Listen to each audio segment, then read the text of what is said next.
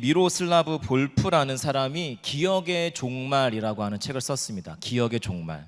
그 책에서 사람의 인생의 토대는 자신의 과거에 대한 기억에서 시작된다. 자신의 과거에 대한 기억에서 시작된다라고 합니다. 자신이 그러면서 유고슬라비아의 군대에 군인으로 있었을 때의 일을 기억하며 이런 이야기를 씁니다.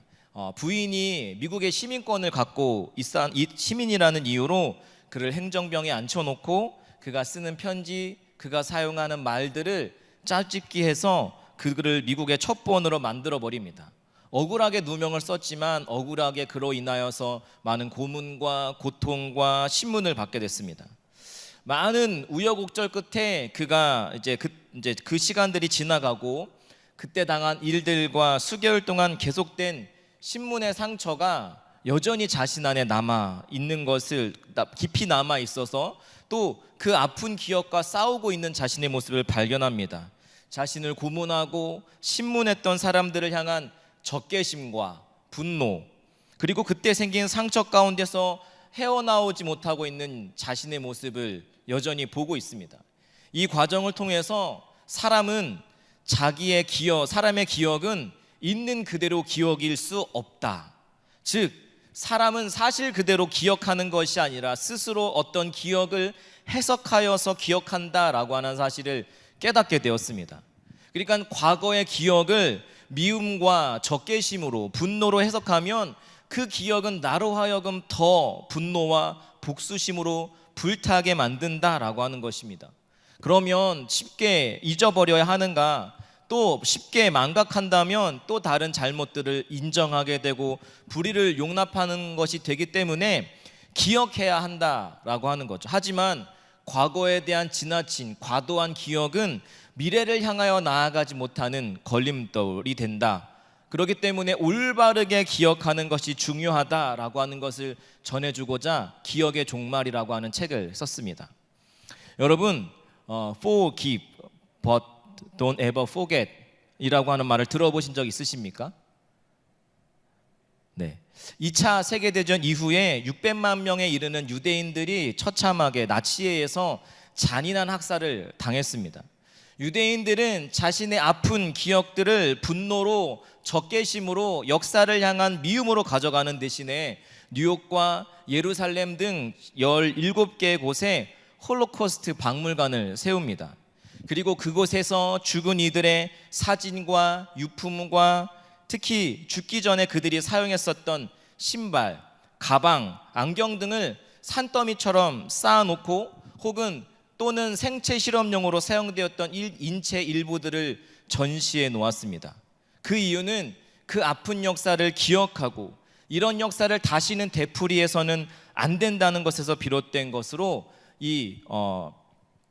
미로슬라브 볼프라고 하는 사람은 이러한 방법이 가장 바람직한 기억에 대한 방식으로 소개하고 있습니다. 저는 그 홀로코스트 박물관은 아니지만 아우슈비츠 수용소에 겨울에 직접 방문한 적이 있었습니다. 아직도 수많은 시간들이 흘렀지만 다니는 곳곳마다 아우슈비츠 수용소를 그들이 얼마나 비참한 생활을 했었는지, 그들의 머리카락을 다 잘라 놓아서 방 한 가득 머리카락이 모여 있는 방, 신발이 가득 놓여 있는 방, 그곳을 지날 때면 마음도 그렇고 몸도 그렇고 되게 싸늘한 기분이 있었습니다. 그런데 그곳에서 그 억울하게 죽어간 사람들을 기리는 탑 아래에 화사한 너무나 아름다운 꽃이 놓여져 있는 것을 보았습니다. 무슨 일인가 보았더니 독일의 국무총리가 다녀갔다는 것이죠. 그리고 자신들의 조상들이 실수한 잘못에 대해서 뉘우치고 매년 새해가 되면 자신들의 잘못을 인정하면서 그리고 여전히 그때 인한 상처, 아픔 가운데 있는 사람들에 대해서 보상을 하고 있다라고 하는 사실을 알게 되었습니다. 그러면서 독일이라고 하는 나라에 대한 인식이 확 달라지게 되었습니다. 그에 반해 우리나라와 되게 가까운 일본의 역사 인식과 극명하게 대조가 되는 다른 모습이 아닐 수 없습니다. 그들이 유대인들과 독일인들이 생각하는 역사의 기억은 과거와 현재의 대화입니다. 우리가 성경의 말씀을 배우는 것도 과거의 역사를 통해서 우리가 살고 있는 이 현재를 어떻게 살아갈 것인가, 그것을 배우기 위함입니다. 이러한 의미는 우리가 오늘부터 살펴보게 될 신명기 말씀에도 담겨 있습니다. 신명기의 신자를 한자 사전을 통해서 보면 대새김질할 신이라고 하는 의미도 있습니다. 신명기라고 하는 이름 자체가 그러니까 계명을 다시 한번 되새김질한다라고 하는 뜻이 있다는 거죠. 그러니까 신명기는 한마디로 다시 듣는 하나님의 말씀이라고 하는 의미가 있습니다. 다시 듣는 하나님의 말씀. 여러분, 본문 속에 이스라엘은 아모리 왕 시온과 바산 왕 옥을 무찌르고 요단 동편에 있는 이제 그 왕들을 무찌르고 이제 요단강만을 건너면 이제 가나안 땅으로 들어가기에 입성을 목전에 두고 있었습니다. 그때가 언제냐 하면 출애굽 후 40년 11월 1일이라고 본문은 기록하고 있습니다. 그러니까 이스라엘 백성들이 애굽에서 탈출하여 나온 지 40년 11월 하고도 1일째 되는 날에 요단 동편 모압 땅에서 모세가 이스라엘 백성들을 향하여서 설교하고 있다라고 하는 것입니다.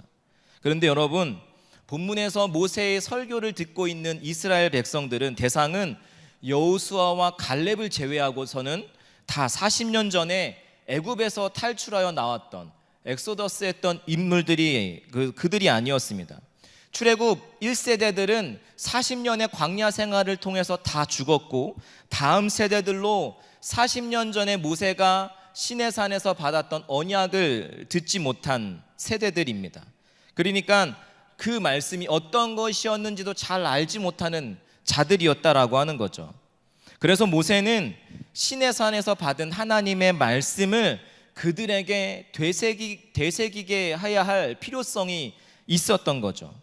더욱이 그들은 이제 40년 동안의 광야 생활의 종지부를 찍고 다가올 가나안 땅에서의 새로운 삶, 더 이상 방황하고 방목하는 삶이 아니라 정착해야 하는 삶을 앞두고 있었기 때문에 이스라엘을 향하여서 모세는 너희가 반드시 기억하고 명심해야 할 것들이 있음을 올바르게 심어주기 위해서 설교하고 있다라고 하는 것입니다.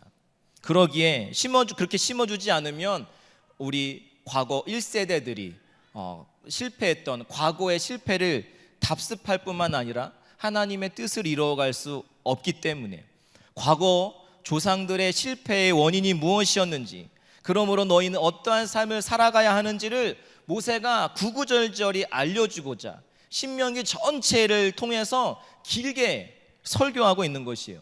모세는 여기까지 임무입니다. 가나안 땅에 같이 들어갈 수 없습니다. 그러니까 모세는 마지막으로 그들에게 하고 싶었던 말들이 얼마나 많았겠습니까? 그러니까 모세가 신명기는 마지막으로 유언과 같이 절실한 마음을 가득 담아서 하나님의 말씀을 되새기며 이스라엘 백성들 출애굽 1세대가 실패했던 이유가 무엇이었는지 너희가 기억하며 너희가 그들과 같은 삶을 살지 말라며 길게 설교하고 있는 것이 신명기의 말씀입니다.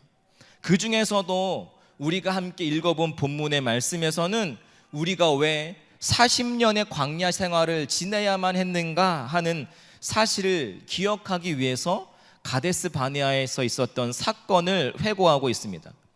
이스라엘 백성들은 하나님의 진국 명령을 따라서 오늘 본문에는 호렙산이라고 기억하고 있는데 시내산에 머물고 있었습니다. 시내산을 떠나서 크고 두려운 땅 광야를 지났습니다. 그리고 마침내 가나안 땅의 관문인 가데스 바네아에 도착합니다. 그때 하나님은 모세를 통하여서 이스라엘 백성들에게 이렇게 말씀하셨습니다. 1장 7절과 8절의 말씀 한번 같이 읽어볼까요? 시작. 행진하여 아모리 족속의 산지로 가고 그 근방 곳곳으로 가고 아라바와 산지와 평지와 네겝과 해변과 가나안 족속의 땅과 레바논과 큰 강 유브라데까지 가라. 내가 너희의 조상 아브라함과 이삭과 야곱에게 맹세하여 그들과 그들의 후손에게 주리라 한 땅이 너희 앞에 있으니 들어가서 그 땅을 차지할지니라. 아멘. 하나님 뭐라고 말씀하셨습니까? 그들을 향하여서 그 땅에 들어가서 차지하라고 말씀하셨습니다. 왜 하나님께서 그 땅을 정복하라고 하셨습니까? 이 땅은 아브라함과 이삭과 야곱 조상들에게 주기로 약속하셨던 땅이었기 때문에 그렇습니다.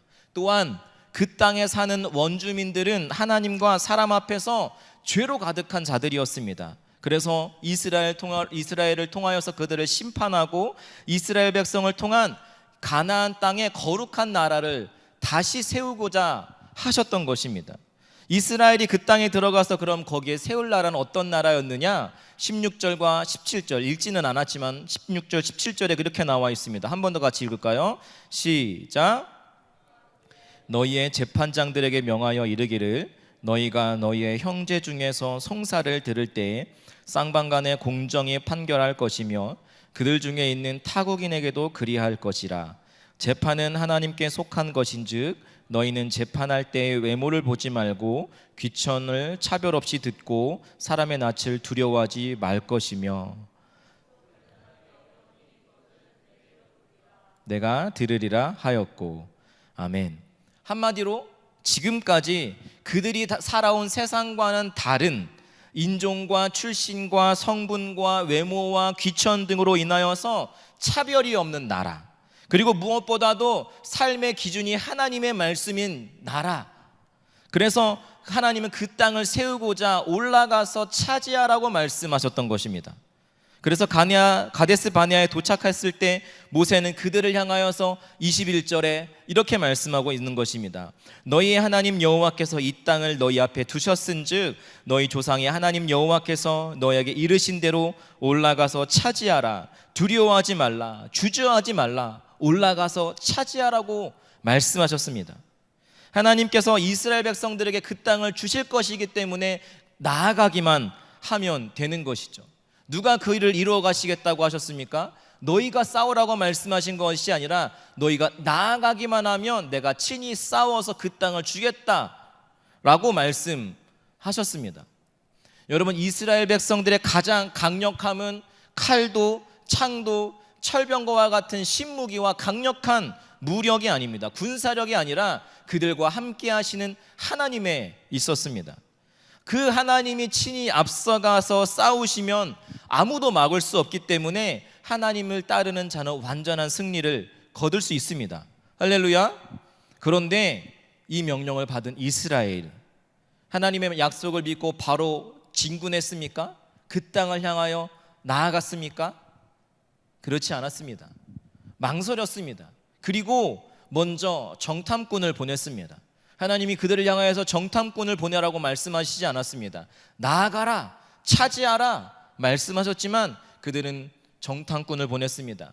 민족의 지파별로 한 명씩 대표를 뽑아서 12명의 정탐꾼을 뽑아서 40일 동안 그 땅을 돌아보게 했습니다. 그리고 그 땅에서 무화과, 석류, 포도송이들을 어깨에 메고 돌아와서 과연 가나안 땅은 젖과 꿀이 흐르는 축복된 땅이라고 공통된 보고를 합니다. 하지만 그들은 아모리 족속들의 장대함과 그들의 크고 거대한 성읍의 규모와 그리고 그들이 쌓은 성곽은 하늘에 닿았다는 점 때문에 두려워했습니다. 그리고 지금까지 이곳으로 인도하신 하나님, 승리를 주신 하나님을 바라보지 못하고 그들의 시선은 거대한 아낙 자손을 보았습니다. 그리고 다시 시선을 돌려서 그들에 비해 볼품없고 초라한 자신들의 모습을 비교하면서 결론 내리기를 이 땅은 정복 불가능한 땅이라고 결론을 내립니다. 심지어 차라리 애굽이나 광야에서 죽었더라면 더 좋았을 것을 왜 굳이 고생스럽게 여기까지 데리고 와서 저들의 손에 아내를 빼앗기고 죽게 만드냐고 불평과 원망을 쏟아냈습니다. 여러분, 무엇이 문제입니까? 그들에게 있어서 무엇이 문제였을까요? 하나님에 대한 불신이, 올라가서 차지하라고 하는 하나님의 말씀의 불순종으로 이어진 것입니다. 그들은 하나님의 말씀보다 그들의 겉모습, 그들의 크고 장대한 모습을 더 크게 여긴 것입니다. 여러분, 이스라엘 백성들의 삶만 그런 것이 아닌 것 같습니다. 우리도 살아가면 이렇게 믿음 없는 모습을 보일 때가 얼마나 많은지 모릅니다. 하나님보다 내 앞에 주어진 문제, 그것을 더 크게 여기니까 하나님을 믿고 있다고 생각했지만 막상 그 문제 앞에서 좌절하고 넘어지고 포기하는 건 아니겠습니까? 출애굽기 33장 1절부터 3절까지 분명히 하나님께서는 모세를 통하여서 이렇게 말씀하셨습니다. 여호와께서 모세에게 이르시되 너는 내가 애굽 땅에서 인도하여 낸 백성과 함께 여기를 떠나서 내가 아브람과 이삭과 야곱에게 맹세하여 내 자손에게 주기로 한 그 땅으로 올라가라. 내가 사자를 너보다 앞서 보내어 가나안 사람과 아무리 사람과 헷 사람과 브리스 사람과 히윗 사람과 여부수 사람을 쫓아내고 너희를 적과 꿀이 흐르는 땅에 이르게 하려니와. 아멘. 여러분, 가나안 정복 전쟁은 그들의 파워, 그들의 힘에 있는 것이 아니었습니다. 자신들의 어떠함에 달려 있는 것이 아니라 그 약속의 말씀을 주신 하나님을 믿음으로 붙들고 나아갈 때 하나님께서 친히 싸우셔서 승리케 하시는 그 하나님께 달려있는 전쟁이었는데, 그들은 하나님보다 눈앞에 놓여져 있는 문제를 더 크게 여기고 있었던 것입니다. 이스라엘은 분명히 애굽에서, 이집트에서, 홍해 가운데서 함께 하시는 역사를 두 눈 똑똑히 목격했습니다. 여러분, 애굽이 어떤 곳입니까? 그 당시 이집트가 어떤 곳이었을까요? 4대 문명의 발생지 중에 하나였죠. 문화, 정치, 경제, 군사력, 그 어떤 면에서도 거대한 제국이었습니다. 아브라함이 애굽에 내려갔을 때 이미 그곳에서는 피라미드가 존재하고 있었습니다. 오늘날의 과학자들도 그 피라미드가 어떻게 만들어졌는가 높은 그들의 어떤 기하학의 수준에 감탄하고 불가사의와 같이 여기고 있지 않습니까? 이스라엘 백성들의 출애굽 당시 애굽은 이미 철병거를 소유하고 있었습니다. 그런데 이스라엘의 하나님이 이스라엘 백성들이 보는 앞에서 이 나라를 무너뜨리고, 그리고 그들을 추격해오는 군대들로부터 길이 없는 곳에, 홍해로부터 가로막혀서 길이 없는 곳에서 길을 내시고 건너가게 하셨을 뿐만 아니라 강력함으로 무장한 군대, 그들을 다 수장시키고 그들의 거대 제국의 손에서 그들을 구원하신 하나님을 그들은 경험했습니다. 할렐루야. 그들은 두 눈 똑똑히 하나님의 크고 위대하심, 그분의 능력을 분명히 목격했습니다. 그들과 함께 하시는 하나님이 하신 일들이었죠. 그렇다면 지금 설령 정탐하고 돌아왔다고 할지라도 가나안 땅의 성읍이 제 아무리 높고 그들이 거인처럼 장대할지라도 애굽을 물리치신 하나님이 변함없이 우리와 함께 하시고, 그것뿐만 아니라 우리보다 먼저 앞서가서 그 땅을 취할 것이고 싸우실 것이라고 말씀하셨다면, 동일하게 애굽의 손에서도 승리케 하신 그 하나님이 우리에게 승리를 가져다 주실 것이다라고 하는 하나님을 향한 신뢰함으로, 순종함으로 나아가야 하는 것이 정상 아니겠습니까? 1장 31절의 말씀도 한번 같이 볼까요? 같이 읽겠습니다. 시작. 너희가 당하였거니와 사람이 자기의 아들을 안는 것 같이 너희의 하나님 여호와께서 너희가 걸어온 길에서 너희를 안으사 이곳까지 이르게 하셨느니라. 아멘. 광야는 낮에는 뜨거운 태양이 장렬하고 마실 물도 없습니다. 길도 없어서 생명이 살기에는 너무나 척박한 환경입니다. 그럼에도 불구하고 하나님은 그곳에서 사람이 살아갈 수 없는 생명을 구지하기 힘든 땅에서 만나로 먹이시고, 때로는 목마를 때 반석에서 물을 나게 하시며 쓴물을 단물로 바꾸어 주셔서 그들을 그 광야를 지나게 하셨습니다. 낮에는 구름 기둥으로 더위를 피하게 하셨고, 밤에는 불 기둥으로 추위 가운데서 그들을 보호하셨습니다.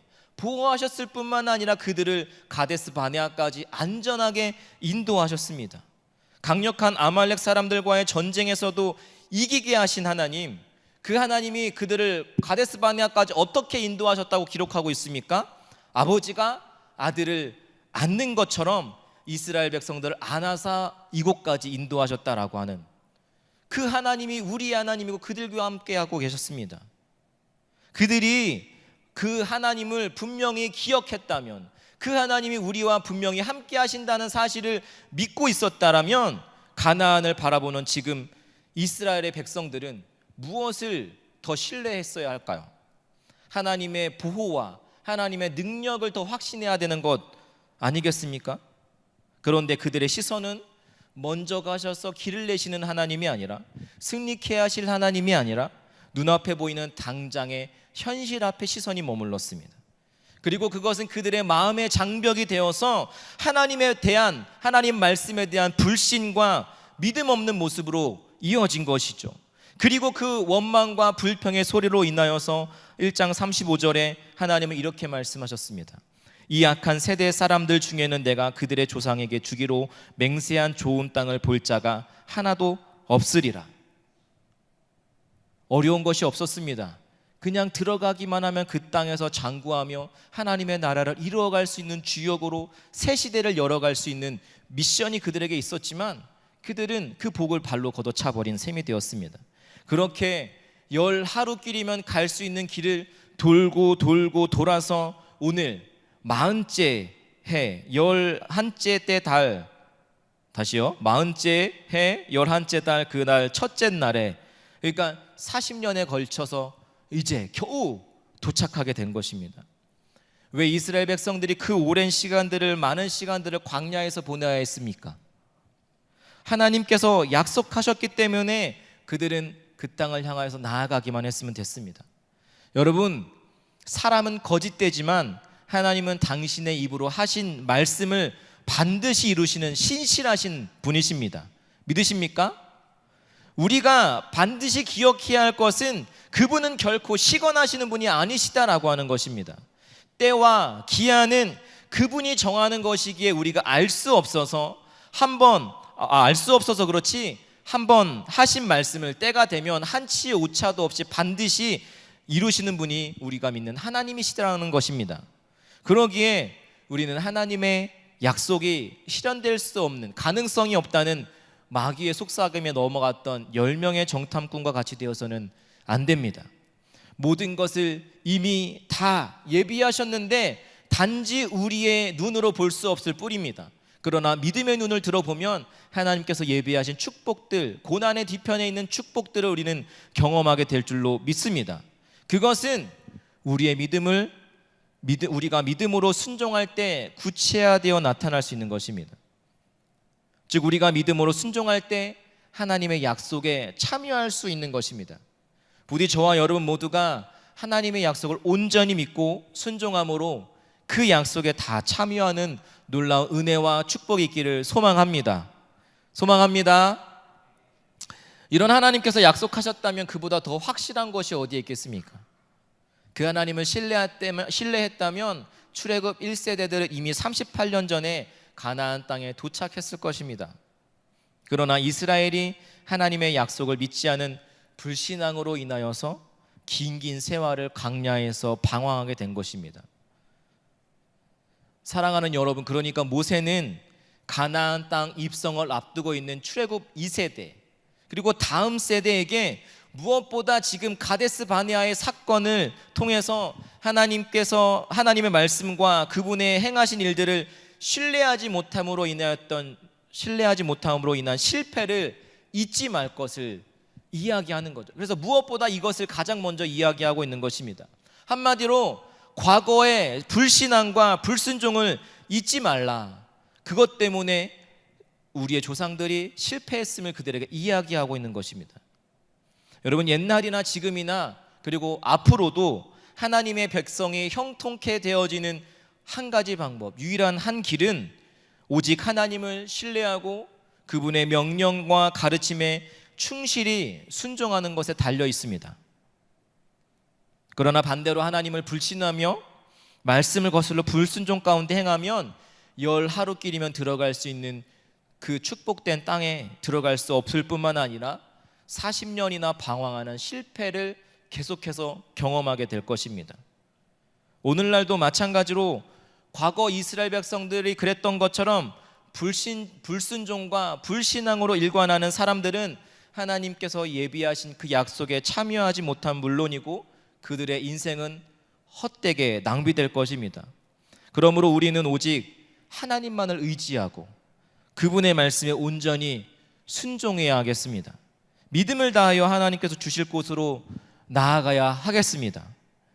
로랑 구넬이라고 하는 사람이 여러분 가고 싶은 길을 가라 라고 하는 책에서 아기는 2000번을 넘어져야 걸음을 떼기 시작한다라고 이야기했습니다. 여러분, 걸음마를 배우는 아기는 단 한 번에 성공을 할 수 없습니다. 일어서려고 하다가 넘어지고 또 몇 걸음 걷다가 쿵 하고 넘어지곤 하는데 평균 2000번은 넘어져야 비로소 걷는 법을 배운다는 것이죠. 이스라엘이 부모 세대의 실패를 통하여 기억해야 하는 것은 무엇이겠습니까? 불신앙과 불순종이야말로 우리의 삶을 가장 쉽게 무너뜨리게 만드는 것이며 우리를 앞으로 하나님께서 예비하신 축복의 땅을 향하여 나아가지 못하도록 만드는 것이다. 그러므로 살아계신 하나님의 은혜와 능력을 누리지 못하게 만드는 것은 불신앙과 불순종 때문이라는 거죠. 하나님이 무능력해서가 아니라 그분이 일하실 수가 없어서가 아니라 우리가 그분을 신뢰하고 믿는 믿음의 걸음을 떼지 못하기 때문이라는 것입니다. 가나안 입성을 앞둔 이스라엘 백성들을 향하여서 그래서 모세는 불순종으로 인하였던 실패를 기억하고 이제 너희는 그 불순종의 모습이 아니라 하나님을 온전히 신뢰하는 믿음과 순종함으로 서기를 강력하게 요구하고 있는 것입니다. 여러분, 우리가 신앙생활 가운데 우리가 살아가면서 우리가 실패를 경험하는 이유가 어디에 있습니까? 돌아보고 실패에 대한 상처로 인한 왜곡된 기억에 머물기보다는 그래서 주저앉는 여러분들이 아니라 오늘 이 시간 믿음의 눈을 들어 왜 내가 실패했는가, 왜 무너졌는가를 돌아봄으로 인하여서 바로 믿음 가운데 서는 은혜가 있기를 소망합니다. 사랑하는 여러분, 살아서 역사하시는 하나님께서는 동일하게 지금도 저와 여러분과 함께 하십니다. 함께 하십니다. 그리고 하나님께서는 여러분들을 향하여서 무작정 나아가라고 말씀하시지 않습니다. 처음에는 그들이 믿음이 없을 때는 홍해 가운데 길이 없는 곳에서 밤새도록 홍해를 물러가게 하시고 걸어갈 수 있는 길을 내셨습니다. 그리고 그들이 그 길을 걷는 하나님을 경험하게 되고 났을 때 하나님께서는 그 다음번에 여러분의 앞서 가시면서 믿음으로 따라오라고 말씀하십니다. 그리고 요단 강물이 두 번째 강을 건널 때는 요단 강물이 흐르고 있었지만 너희가 법궤를 앞세워서 믿음으로 걸음을 내디딜 때 길을 낼 것이라고 말씀하셨습니다. 여호수아나 갈렙은 이 하나님을 믿었습니다. 그리고 내가 걸음을 내디딜 때 길이 없는 곳이었는데 분명히 길이 없는 곳이었지만 길을 내실 하나님에 대한 신뢰함이 있었던 것이죠. 그래서 그들은 200만 이스라엘 백성들이 누릴 수 없었던 누리지 못한 것을 누렸습니다. 그러나 불신하고 순종하지 않은 사람들은 40년의 광야 생활 속에서 광야 모래 속에 묻히고 말았습니다.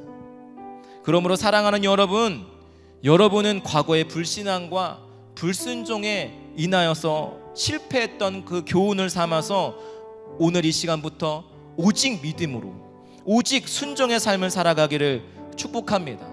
그래서 여호수아와 갈렙이 누렸던 그 복이 저와 여러분의 복이 되기를 소망합니다. 이 시간에 말씀을 기억하면서 함께 같이 기도하겠습니다. 하나님, 말씀을 통해서 출애굽 1세대와 같은 믿음 없는 모습이 마치 나의 모습을 돌아보게 하심을 감사드립니다. 하나님 믿는다고 찬양하고 말은 하지만 정작 내 앞에 놓인 문제 앞에서 하나님을 신뢰하며 나아가는 순종의 모습보다는 두려움에 떨며 주저앉는 믿음의 모습이 내 삶의 모습이었음을 돌아봅니다. 용서해 주시고 그것이 내가 번번이 넘어지고 실패하게 되었던 요인이었음을 기억하며 이제는 불신앙과 불순종의 모습을 끊어내기를 소원합니다. 전능하신 하나님께서 나의 주 되심을 온전히 신뢰함으로 믿음으로 그물을 던질 때 모든 문제의 근원 되시는 주님께 소망을 두고 믿음으로 나아갈 때 그 하나님께서 우리에게 예비하신 가나안의 입성을 통하여 주시고자 하는 은혜를 누리는 복된 삶으로 인도하여 주시옵소서. 함께 같이 기도하며 나아가시도록 하겠습니다. 기도하겠습니다.